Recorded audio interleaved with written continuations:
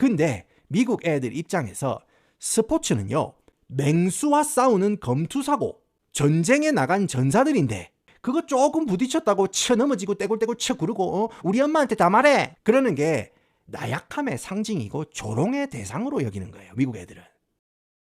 미국인들이 축구에 관심이 없다는 것은 모두가 아는 이야기 아니겠습니까? 심지어 전 세계 축구 팬들이 열광하는 챔피언스 리그 결승전이나 월드컵 결승전이 진행되고 있는 시간에도 미국의 펍이나 생맥주집이나 식당 이런 데 가잖아요. 핫도그 빨리 먹기 대회나 나무 빨리 베기 대회나 뭐 이런 거 틀어주고 앉아있을 정도로 대다수의 미국인들은 축구에 아무런 관심이 없습니다. 진짜 1도 없어요. 그런데 최근 들어서 심상치 않은 문화적 지각 변동이 일어나고 있습니다. 지금 미국에서는 축구가 가장 빠르게 성장하는 스포츠가 되고 있습니다. 사실 저는 미국에서 뭐 축구 인기가 세지고 있다 이런 거를 들었을 때 단순히 이런 일이 일어난 게 남미에서 유입된 이민자들이 늘었기 때문에 파이가 커졌다고 생각했어요. 그런데 최근 여러 현상들을 가만히 생각해 보니까 사실 미국에서 축구에 대한 관심이 폭발적으로 늘게 된 이유가 이민자 증가 같은 그런 단순한 이유가 아니라 장기간 엄청난 노력과 전략, 그리고 인프라 구축, 그리고 핵심 인물들의 등장이 촉촉하게 한꺼번에 터지면서 그런 식으로 이루어진 결과라는 것을 알게 됐습니다. 그래서 오늘은 살짝만 부딪혀도 잔디밭에서 떼굴떼굴 쳐 굴러쌌고, 그죠? 침대 축구하고 90분간 공만 뺑뺑 돌리는 지루하기 짝이 없는 스포츠라고 조롱하던 이 축구를 왜 미국인들이 사랑하기 시작했는지 아주 세밀한 미국 문화와 버무려서 한번 말아드리겠습니다. 일단 미국인들이 왜 축구를 안 좋아하는지 여러분들도 여러 매체에서 들어보셨겠지만 미국에서 안 살아보고는 절대 모르는 그런 이유들이 많이 있어요. 일단 여러분들 역사적인 이유도 크게 한몫합니다. 예전에 영국 애들이 식민지를 건설할 때 영국 군인들이나 무역상들이 전 세계를 쑤시고 댕기지 않습니까? 그럴 때 같이 전파한 게 뭐냐면 축구였어요. 그러다 보니까 아프리카, 아시아 가는 데마다 축구가 전파가 되는 거예요. 그런데 미국 애들은요, 건국 이념 자체가 일단 영국에 개기기 위해서 건국을 한 거예요. 그래서 미국 애들이 항상 가지고 있는 이 강박관념 같은 게 뭐냐면은 우리는 유럽이랑 다르다. 우리는 자유의 국가다. 유럽이 킬로미터 쓰면은 우리는 마일을 쓰는 거야. 유럽? 너희 킬로미터 쓸 거야. 우리는 마일 쓸 거야. 이러면서, 그죠? 이런 식으로 모든 거를 유럽이랑 차별화하고 싶어 하는 게 바로 초기 미국 사람들이에요. 스포츠도 예외가 아니었습니다. 영국 애들이 죽고 못 사는 축구를 갖다가 미국인들이 따라한다는 거를 이거는 일단 아직도 영국의 그늘에서 못 벗어나는 그런 짜치는 문화라고 생각했어요. 그래서 미국인들이 자기들만의 고유한 정체성을 담은 그런 스포츠를 개발하고 싶었습니다. 그래서 만든 게 바로 야구랑 미식축구입니다. 왜 이게 미국 애들 정체성을 담고 있느냐? 제가 미국인들은 왜 스타워즈에 집착하나라는 그 영상에서 설명을 드렸습니다. 미국 애들은요, 역사가 짧기 때문에 항상 역사에 대한 그런 열등감이 있습니다. 그래서 미국 사람들이 속으로는 유럽에 있는 오래된 성이라든지 왕족 문화에 대한 그런 환상도 존재합니다. 그런데 그런 미국인들의 짧은 역사 속에서 그나마 가장 빛나는 역사, 그나마 가장 자부심 넘치게 느끼는 문화가 뭐냐면은, 역사가 뭐냐면은 서부 개척 역사입니다. 미국 사람들. 제가 항시 말씀을 드리잖아요. 미국인들은요, 자원이 부족하다? 땅이 부족하다? 이런 문제가 생기잖아요. 그러면은 우리가 자원이 부족하고 땅이 부족하니까 우리가 가지고 있는 모든 역량을 긁어 모아가지고 없는 자원이라도 최적화를 시켜가지고 쥐어짜내서 발전하자, 이런 정신이 아닙니다. 미국은요, 자원이 부족해요? 땅이 부족해요? 그러면 저기 미지의 세계에 자원이나 땅이 더 있지 않을까요? 거기를 정복해서 자원과 땅을 확보하는 게 더 낫지 않겠어요? 이런 거예요, 미국 애들은.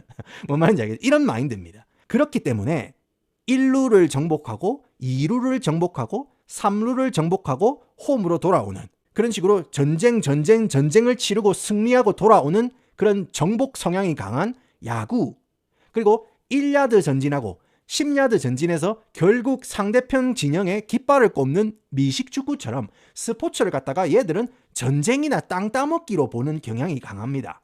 이거는 여러분들 많이 들어보셨을 거예요. 그래서 미국 스포츠는요, 한 팀이 공격하고 다른 한 팀은 방어하고 이런 식으로 턴제로 공격 방어를 주고받는 그런 성향이 강하다는 거예요. 그런데 축구 한번 보세요, 여러분들. 턴제로 끊어가면서 플레이하는 게 아니고 계속 공 소유권이 왔다 갔다 하면서 계속 뛰댕기잖아요. 그리고 뭐 살짝만 부딪혀도 아야 넘어지고 아프다고 뒹굴거려. 그러면서 심판 눈치 살살 보면서 상대편 카드 받으면 또 벌떡 일어납니다. 근데 미국 애들 입장에서 스포츠는요, 맹수와 싸우는 검투사고 전쟁에 나간 전사들인데 그거 조금 부딪혔다고 쳐 넘어지고 떼굴떼굴 쳐 구르고 우리 엄마한테 다 말해 그러는 게 나약함의 상징이고 조롱의 대상으로 여기는 거예요. 미국 애들은. 미식 축구 애들 보세요. 단 1cm의 영토라도 전진하고 뺏기 위해 가지고 대가리 들이받고 태클 걸고 아주 육탄전을 벌이잖아요. 진짜 그게 미국 정신인 거예요. 뭔 말인지 알겠죠? 그리고 진짜로 막 피가 철철 흐르고 다쳐도 절대 약한 모습을 안 보이는 게 전략입니다. 왜냐면은 내가 아픈 모습을 보이면은 내가 약하니까 여기로 공격을 할 거 아닙니까? 그렇기 때문에 미국 스포츠에서 약해 보인다는 거는 절대 금물입니다. 그리고 아이스하키 보세요, 여러분들. 경기 중에 서로 마음에 안 들면 합법적으로 빙판 위에서 멍석을 깔아줍니다. 다이다이 깨라고. 그런 게 미국인들이 생각하는 스포츠의 개념인데 정통파 미국 애들이 축구에 정을 줄 수가 있겠습니까? 못 주죠.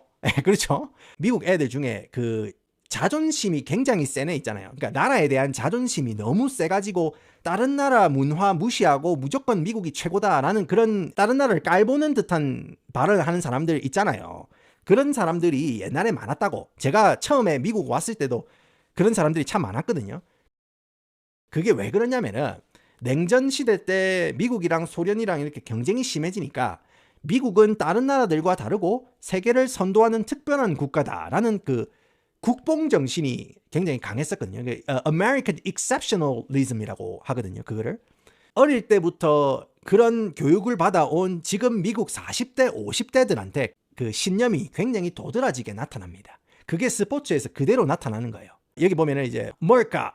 야! 하면서 이런 식으로 굉장히 이제 과체중의 미국 중년이 체중이 너무 나가니까 걸을 수가 없으니까 이렇게 마트 카트를 끌고 다니고 총 좋아하고 그걸 이제 풍자를 하는 거예요. 예. 그러니까 자기의 어떤 그 현실은 그렇게 녹록치 않지만은 이제 아메리카, 그러니까 미국이라는 국뽕 때문에 자기가 괜찮은 삶을 살고 있다라고 착각한다라는 걸 이제 풍자하려고 하는 그런 이 카툰이거든요. 만화거든요.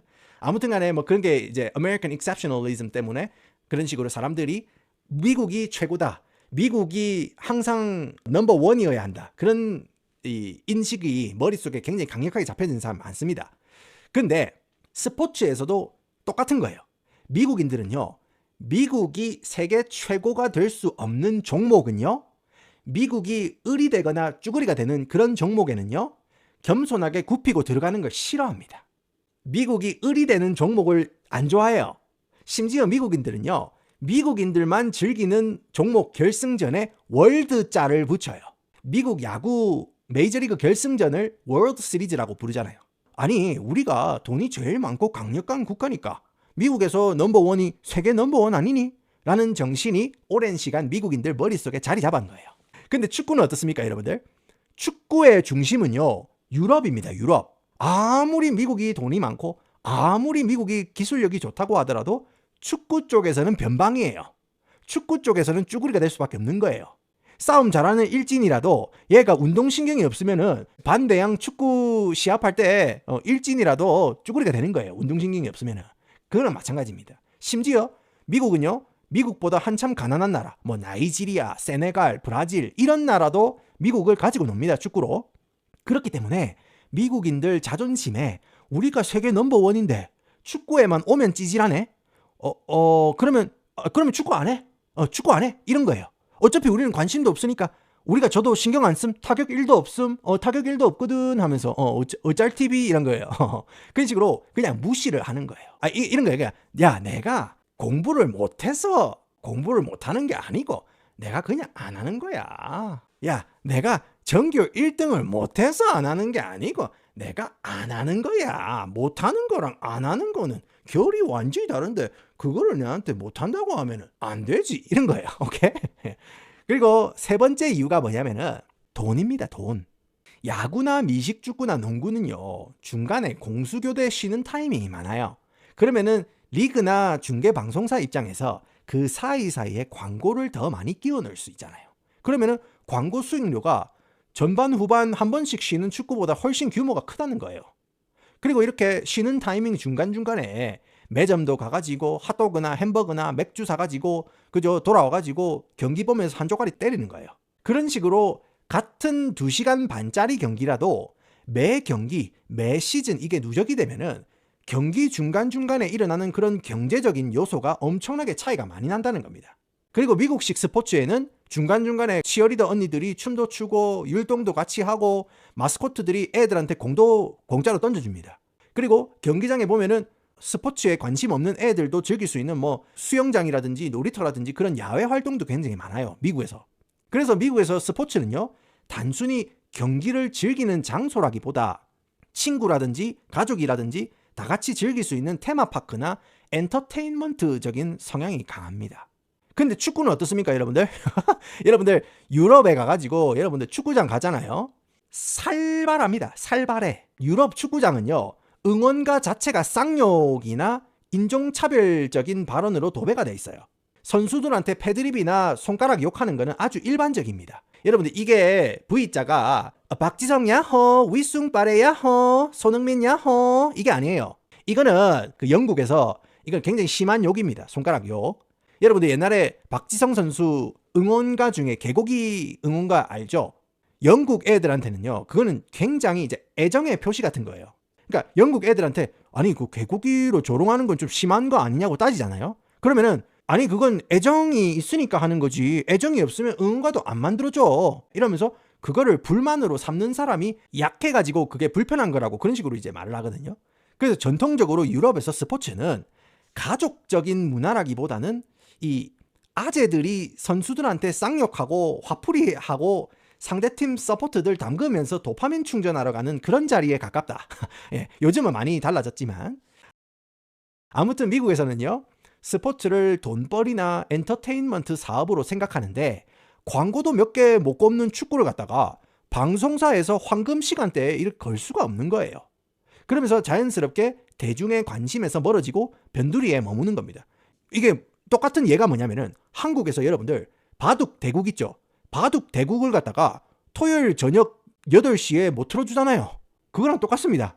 이 미국에서 축구는요, 한국에서 바둑 대국이랑 똑같은 거예요. 그런 의미예요. 그런데 이런 움직임이 바뀌기 시작합니다. 자, 그런 변화의 움직임은요, 굉장히 의외의 사람들, 심지어 조롱받고 농담의 대상이 되는 사람들에 의해서 변화가 시작됩니다. 그게 누구냐? 바로 사커맘들입니다. 사커맘. 미국의 사커맘. 아니 돌쇠야, 사커맘, 내가 영어를 못해도 사커랑 마음은 안다. 축구 엄마라는 뜻 아니냐? 맞습니다. 사커맘은요, 미국 교외 지역, 그러니까 신도시 중산층집 아지매들 중에서 애들 학교 끝나면은 미니밴이나 대형 SUV로 애들 픽업해가지고 스타벅스 커피 한 잔 딱 때리면서 애들 축구 교실에 데려다주는 중산층 백인 아지매들을 일컫는 말입니다. 그러니까 여러분들 그 한국으로 치자면 약간 그 동탄 신도시 제이미 맘 있잖아요. 예, 동탄 신도시 제이미 어머님이랑 비슷한 포지션인데, 동탄 신도시 어머님들은 이제 학원에 아기를 데려다 주지만은 미국 신도시 아지매들은 아기들을 축구 교실에 데려다 줘요. 그러니까 여러분들이 아셔야 될 게, 한국에는 태권도 사범님이라든지 학원 그 수송 차량이 있잖아요. 미국에서는 그런 게 없어요. 예, 큰일 납니다. 유괴 위험이나 뭐 이런 게 많기 때문에. 그러니까 미국에는 워낙 미친놈들이 많아가지고 부모들이 아침에 일찍 애들 학교 데려다 주고 애들 픽업하고 학원 뺑뺑이 다 이제 엄마들이 다 해요. 거의 다. 아빠들도 하지만은 주로 엄마들이 많이 합니다. 그래서 이제 미국에서는 차를 살 때 엄마들의 입김이 더 많이 들어가는 거예요. 오케이? 자, 그렇기 때문에 미국 신도시 아지매들이 애기들을 축구 교실에 많이 데려다 주는데, 왜 그러면은 하필이면은 미국 중산층 아지매들이냐? 그죠? 다른 계층 아지매들도 많은데 왜 중산층 아지매들이 사커맘이냐? 중산층 아지매들은 집에서 애들을 전담해서 케어하는 경우가 많다는 거지. 그러니까 남편은 회사에 나가고 이제 아내들이 애들을 케어하는 경우가 많다는 거예요. 그러면은 이제 엄마가 애들을 수송을 많이 가고, 엄마가 자녀 교육에 대한 어떤 그 전략을 짜고, 그러면은 엄마들끼리 모여가지고 우리 애는 이런 거 시킨다. 너희 애는 이런 거 시키냐. 우리 다 같이 해가지고 DC를 좀 받자. 일단 미국에서는 애들을 스포츠를 많이 시키려고요. 애들 방과 후 활동에 목숨을 거는 이유가 뭐냐면은 애들이 학교 끝나고 남는 시간에 운동으로 진을 빼고 해야 되는데 이게 만약에 운동도 안 하고 그냥 그 에너지로 갖다가 나쁜 짓 하러 돌아다니고 약 팔러 다니고 남자애들은 또 미국은 굉장히 어릴 때부터 씨앗을 뿌리러 돌아다니거든요. 그렇기 때문에 운동을 엄청 시킵니다. 딴 생각 못하게. 일단 미국에서 가장 인기 있는 스포츠 활동이 뭐냐? 제일 약간 멋지게 생각하는 거는 미식축구예요. 그죠? 미식축구는 예상할 수 없는 타이밍에 예상할 수 없는 각에서 태클 걸고 바닥에 내려 꽂고 이러기 때문에 뇌진탕이나 골절 부상이 굉장히 많습니다. 그리고 또 미식축구하는 애들은요, 막 중학교 어릴 때부터 막 웨이트 트레이닝 하고 막 스쿼트 막 중량 치고 이러니까 나중에 허리나 온 만시 개판이 된다는 거예요. 그렇다고 해가지고 또 야구를 시키려고 하니까 야구는 또 장비가 너무 비싸. 애들 게임 한번 뛰면은 시간이 드럽게 또 깁니다. 그리고 야구는 또 게임 시간에 비해서 애들이 많이 안 뛰기 때문에 운동도 잘 안 되는 것 같아. 그러면은 딴짓거리 할 체력이 남는다는 거예요. 근데 축구는 어떻습니까? 공 하나 들고 하루 종일 뛰어다니는 거예요. 그래서 안전하고 건전한 중산층 방과 후 체육 활동으로 축구가 급부상합니다. 체육 활동 입문용으로 만만한 축구를 아침 애들이 많이 고르거든요. 그리고 애들이 크고 나면은 남자 애들 같은 경우에는 축구가 막 그렇게 잘 나가는 운동이 아니라는 거 알고 다른 운동으로 빠집니다. 뭐 농구로 빠지고 미식축구로 빠지고 레슬링으로 빠지고 러크로스 이런 거 하고 막 배구로 빠지고 이러거든요. 근데 여자애들은 중고등학교까지 쭉 축구를 즐기면서 진지하게 축구를 하는 경우가 많아요. 이런 식으로 아주 어릴 때부터 애들이 정기적으로 축구 경기를 뛰는 거예요. 시합을 11대 11 시합을 정기적으로 뛰는 겁니다. 특히 여자애들. 그렇기 때문에 미국 사람들이 축구를 실제로 땀 흘리면서 플레이하는 거는 좋아하지만 축구 중계를 보는 걸 별로 안 좋아합니다. 왜냐? 월드컵이나 이런 거 보면 맨날 미국이 조 터지는 것만 보니까 미국인들이 직접 축구 플레이하는 거는 좋아하지만 축구를 시청하는 거는 별로 안 좋아한다. 그런데 축구가 인기를 얻고 발전을 하려면은 실제로 플레이하는 것도 중요하지만은 TV 중계로 가장 실력이 뛰어난 선수들 플레이를 보면서 정신적으로 학습하는 거, 이런 식으로 투트랙으로 성장을 해야 되는데 그게 안 되니까 우물한 개구리가 되는 거예요. 그런데 엘리트 레벨에서는 축구가 인기가 관심이 없더라도 애들이 어릴 때부터 축구를 해봤으니까 이게 생활 스포츠로 완전히 자리 잡는 거예요. 한 가지 예로 여러분들, 제가 대학을 다닐 때 보통 학생들이 3, 4, 5 모여가지고 축구 그 동호회 같은 거를 만들어요. 그러다 보면은 팀을 만들다 보면은 팀에 이제 언니들도 많이 섞여 있어요. 근데 깍두기가 아닙니다. 진짜 볼을 잘 차는 언니들이 많아요. 엘리트 레벨이 아니고 조기 축구의 레벨에서는 초중고 축구를 체계적으로 했던 그 여자분들도 기본기가 좋고 경기 읽는 눈이 확실히 좋아가지고 웬만한 남자들보다 볼을 잘 찹니다. 그런 식으로 실제로 축구를 오랜 시간 플레이해온 언니들이 엄청 많다는 거예요. 그리고 그 언니들이 나중에 결혼하고 애기 낳으면은 사커맘이 돼가지고 공 들고 같이 애들하고 또 연습을 또 합니다. 그리고 애기들이 또 축구를 해요. 그런 식으로 생활체육이 완전히 뗀뗀하게 잡히는 거예요.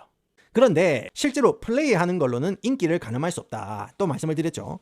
진짜 인기가 있으려면은 사람들이 경기장에 오고 티켓을 사고 경기를 관람하고 시청하고 거기에 시간과 돈을 써야 인기가 있다고 할 수 있는 거거든요. 그런데 스포츠 산업에서 그런 식으로 사람들을 끌어모으려면은 롤 모델이 필요합니다. 롤 모델이 필요하죠. 예를 들어 가지고 김연아 선수가 김연아 선수가 피겨 스케이팅으로 금메달을 따고 난 다음에 세계를 휩쓰니까 피겨 스케이팅 시키는 부모님들이 많아가지고 손흥민 선수가 실력만 좋은 게 아니고 해외에서 사랑받고 인정받으니까 축구도 한번 시켜봐야 되겠다, 뭐 이런 것도 있고, 저런 멋진 선수가 있으니까 한번 롤 모델로 삼고 한번 열심히 해봐라, 이런 식으로 하고 부모들이 서포트를 해주잖아요. 그래서 어떤 스포츠라든지 슈퍼스타가 생기면은 애들이 그 선수한테 감정이입도 해보고 그 꿈을 가지고 열심히 정진하고 부모들도 서포트를 해준다는 거예요. 미국에도 그런 일이 일어납니다. 바로 여자 축구예요. 아까 제가 말씀을 드렸지만은 미국 애들은요, 을이 되는 거를 극도로 싫어합니다. 숙이고 들어가는 거를 싫어해요. 근데 여자 축구는 이야기가 다르죠. 원래 미국의 여성들이 굉장히 어릴 때부터 운동도 많이 하고 잘 먹고 훈련을 많이 하다 보니까 체격이 굉장히 큽니다. 그 체력도 굉장히 좋아요. 그러다 보니까 여자 축구는 막 월드컵 나가가지고 막 우승도 하고 여성 대회에서는 미국이 굉장한 두각을 보내는 거예요. 근데 남자 축구 쪽에서는 여전히 힘을 못 쓰다가 이게 조금씩 바뀌는 거예요. 어떻게 바뀌냐? 2000년대 닷컴 열풍 때부터 미국의 그 기업이나 개인들이 전 세계적으로 압도적으로 돈이 많아졌어요. 유럽은 아무래도 분배라든지 규제가 미국보다 더 빡세니까 윗대가리들 경제 규모에서는 해를 거듭할수록 격차가 벌어지는 거예요, 미국이랑. 근데 미국의 자본가들 사이에서 어떤 문화가 있냐면은 젊은 부자들 있죠, 여러분들. 나이 막 30대, 40대 억만장자 부자들 있죠. 다이어수저 부자들. 이 양반들 사이에서 유행하는 게 뭐냐면은 스포츠 구단을 운영하는 거를 굉장히 있어 보이는 행보로 생각을 해요.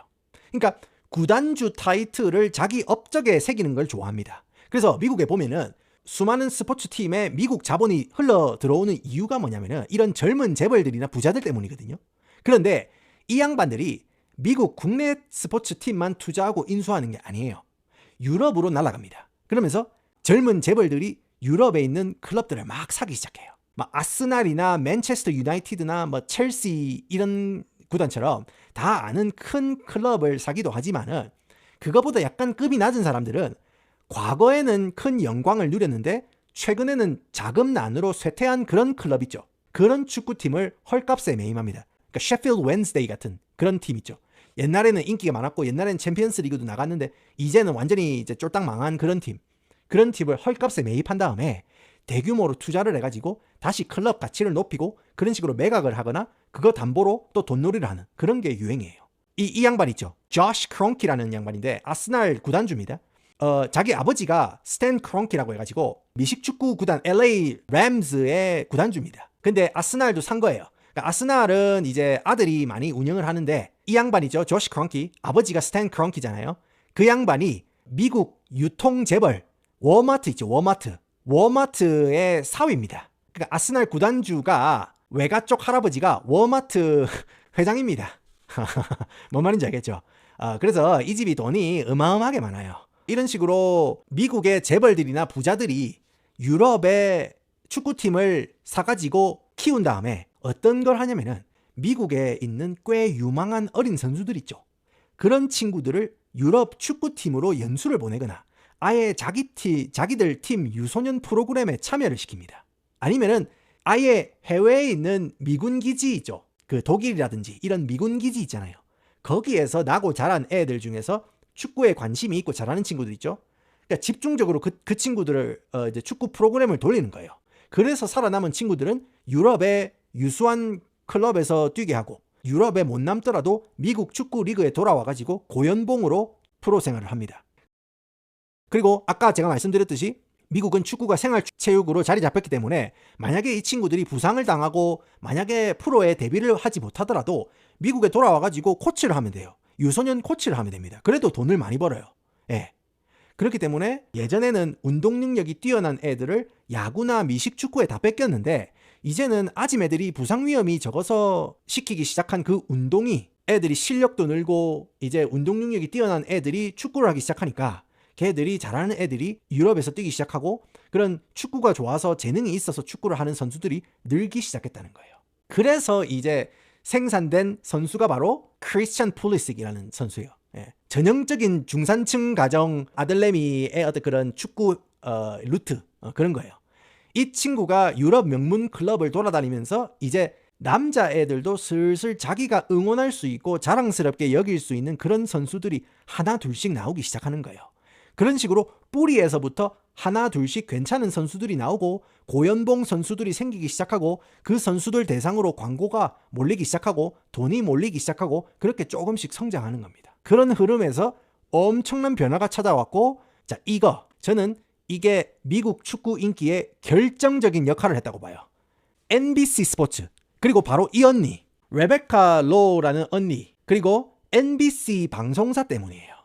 자 이거는 여러분들 미국에 안 살면은 절대 모르는 인사이트거든요. 예전에는요. 미국에서 유럽 축구를 보려고 한다. 선진 축구, 재밌는 축구를 보려고 한다. 그러면 막 ESPN2, ESPN3 뭐 진짜 막 케이블 TV 중계 중에서도 진짜 막 심해 깊숙이 들어가 가지고 뒤져야 유럽 축구를 겨우 볼 수 있을 정도로 인기가 없었어요. 그리고 그런 채널에서 축구 중계 방송을 해주잖아요. 그러면은 진짜 막 음소거하고 봐야 됩니다. 왜 그러냐면은 축구 채널 해설진이나 캐스터들이 전문가가 아니고 그냥 다른 스포츠 하다가 좌천된 사람 갖다 쓰는 그런 느낌이 강했어요. 그 정도로 해설이나 중계진이 축구에 대한 이해가 부족하고 오글거리는 멘트를 한다는 거죠. 그러니까 여러분들 이게 뭔 말이냐면은 명절 때 나이 이제 50대 이제 접어드신 삼촌들, 고모들 이렇게 335 앉아가지고 이제 누구누구 사업이 망했고 누구누구가 이혼했고 이런 이야기 하는데 중학생 조카가 삼촌들 사이에 끼어가지고 인생을 논한다고 생각해 보세요. 그죠? 당연히 중학생이 겪는 인생의 고초가 있긴 하지만은 인생 산전수전 다 겪은 삼촌 고모들 입장에서는 약간 이질감이 느껴질 수 있는 딱 그런 느낌이라는 거예요. 오케이? 그런데 NBC라는 미국 공중파 메이저 방송사에서 프리미어리그 판권을 사온 거예요. 그냥 중계권만 사오는 게 아니고 중계방송 캐스터를 예전에 영국에서 캐스터로 오랜 시간 커리어를 쌓았던 베테랑 캐스터나 해설진을 스카우트해가지고 중계를 하는 거예요. 그래서 중계진도 괜찮은데 이제는 매주 공중파 채널에서 프리미어리그 경기를 중계를 해주는데 심지어 이제는 해설도 들을 만한 거예요. 뿐만 아닙니다. 원래 여러분들 스포츠 게임 이런 거 중계가 있으면은 게임 시작 전후로 오늘 경기 관전 포인트는 뭔지 경기 후에는 경기 결과 분석도 해주는 그런 프로그램도 같이 하잖아요. 그러니까 이제 한국에도 이제 뭐 젊은 이제 아리따운 언니 한 명이랑 은퇴한 레전드 선수들 몇 명 붙여놓고 뭐 오늘 관전 포인트는 뭐가 될까요? 하면은 제가 볼 때는 오늘 관전 포인트는 여쪽에 롯데가 오늘 실책을 적게 하는가 안 하는가에 따라서 오늘 경기가 좌우가 될 것 같습니다. 뭐 이런 식으로 이야기를 해주잖아요. 그런 거를 이제 미국의 NBC 방송사에서도 해주는 거예요. 오케이? 그런데 저는 아직도 기억이 납니다. 2013년에 NBC가 영국 프리미어리그 중계를 시작하고 경기 전후 분석 프로그램 진행자로 지금 사진에 보이는 레베카 로라는 언니를 투입시켰어요. 이 언니도 영국 출신입니다. 근데 여러분들 제가 여성분들 무시하는 게 아닙니다. 원래 축구 바닥이 워낙 남성들 위주의 산업 아니겠습니까? 그죠? 그래서 원래 많은 축구 팬들이 축구 쪽에 여자 해설이나 여자 패널들이 들어오는 거를 그냥 진지하게 안 받아들입니다. 성비 맞추기 아니면은 이제 구색 맞추기로 생각을 하는 거예요. 병풍 취급하는 경우가 대부분입니다. 스포츠 바닥이 통상적으로 그래 왔어요. 그런데 영국 출신이니까 이 언니가 영국 발음으로 진행을 하는데 진짜 야무지게 잘해요. 그리고 이 언니가 축구에 대한 지식이라든지 인사이트가 장난이 아니에요. 전라도 익산 밥집에 나오는 김치보다도 깔끔하게 진짜 진행을 엄청 잘합니다. 심지어 거기 해설자로 나오는 양반들이 한 번씩 전술이나 선수들 플레이에 대한 그런 기습 질문을 해도 굉장히 통찰력 있게 쭉쭉 대답을 잘해요. 그래서 기존에 오글거려서 못 봐주겠던 미국의 축구 관련 방송이 존중을 받기 시작한다는 거예요. 그러니까 어릴 때부터 축구를 좋아했던 이민자들 있죠? 저 같은 이민자들도 미국 와서 축구를 보고 싶어도 일단 중계를 안 해줬었어. 그러니까 주변에서 아무도 관심도 없고 심지어 축구를 중계해주는 채널도 시원찮고 그러면 안 봐집니다. 그나마 남미 사람들은, 남미 출신 사람들은 뭐 텔레문도라든지 유니비시온이라든지 그런 미국 내 스페인어 채널이 있거든요. 그러면은 스페인 라리가 축구를 중계해줘가지고 스페인어 쓰는 사람들은 그나마 축구를 좀 봅니다. 근데 미국 주류 백인들 사이에서 직장 댕기고 그런 돈벌이 하는 이민자들 있죠?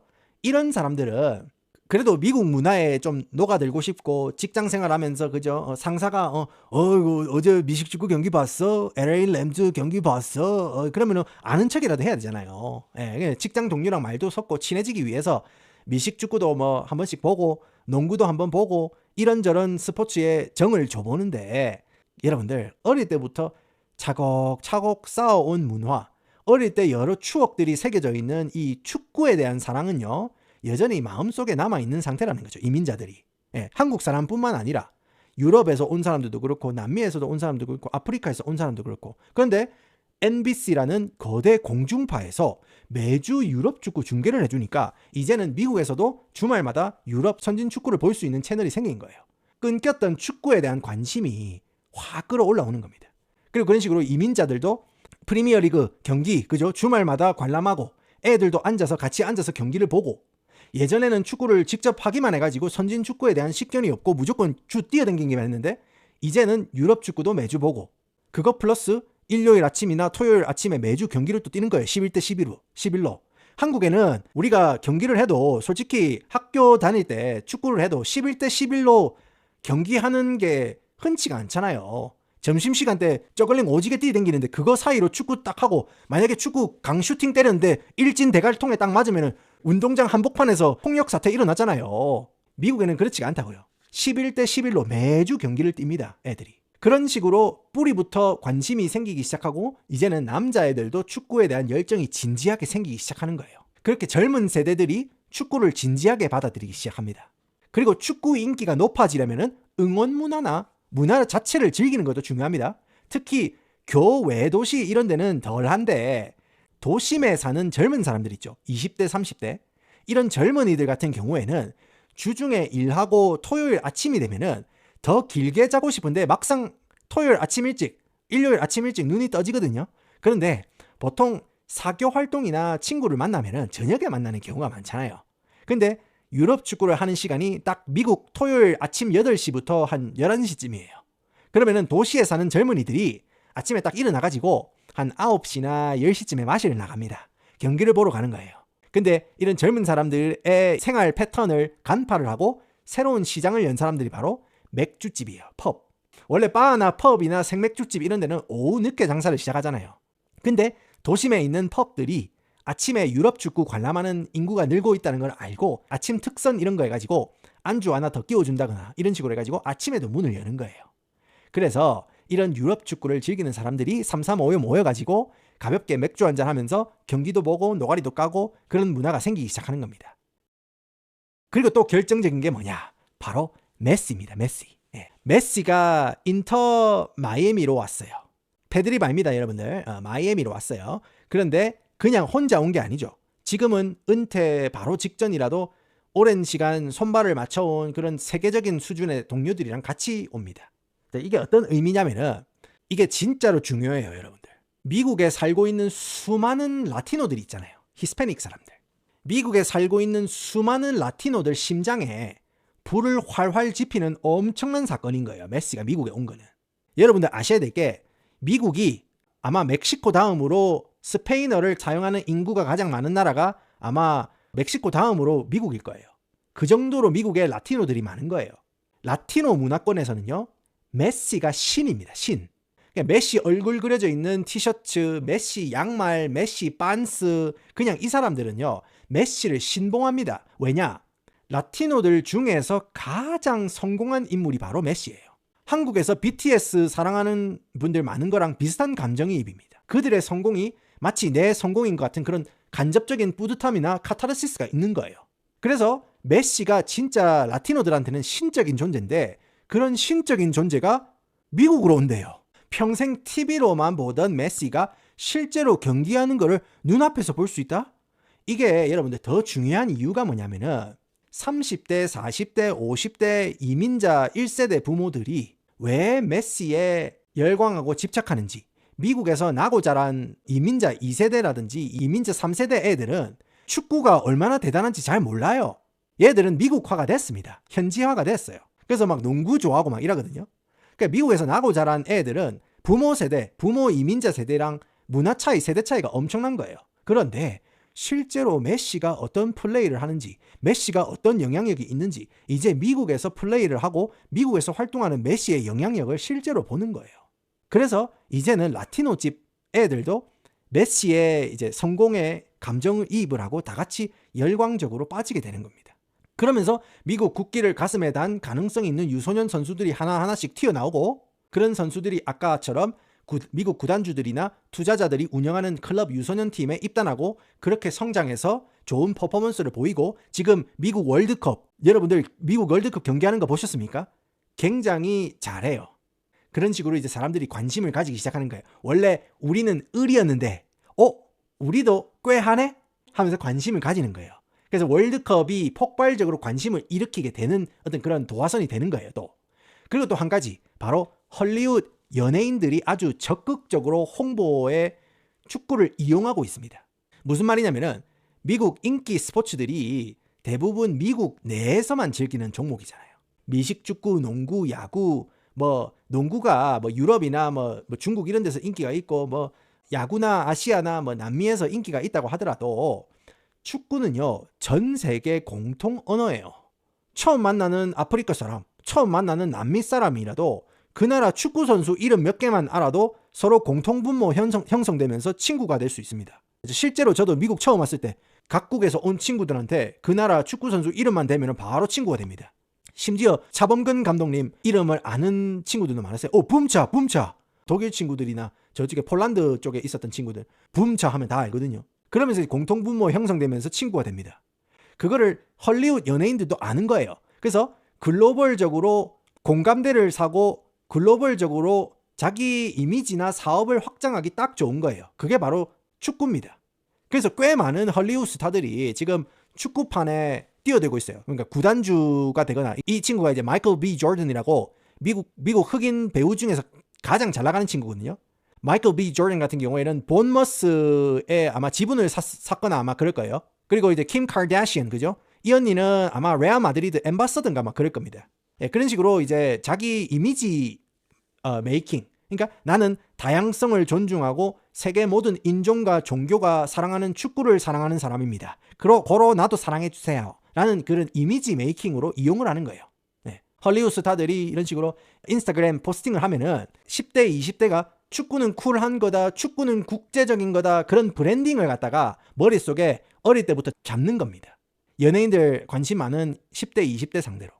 그래서 예전에는 인터넷이 덜 발달했으니까 미국인들이 고립된 사고로 미식 축구나 농구나 야구 같은 그런 미국 내수 시장에서 돌아가는 스포츠만 고집했다면은 가치관이 형성될 때부터 인터넷으로 전 세계에서 어떤 스포츠나 취미를 즐기는지 보고 자란 우리 젊은 세대들은 훨씬 열린 마음으로 축구를 대한다는 겁니다. 이것 때문에 미국에서 축구는 젊은 세대를 필두로 가장 빠르게 성장하는 운동 중에 하나가 됐어요. 그래서 여러분들은 이런 미국의 축구 문화 어떻게 생각하시는지 댓글로 의견을 남겨주시고 오늘도 함께해 주셔서 감사합니다.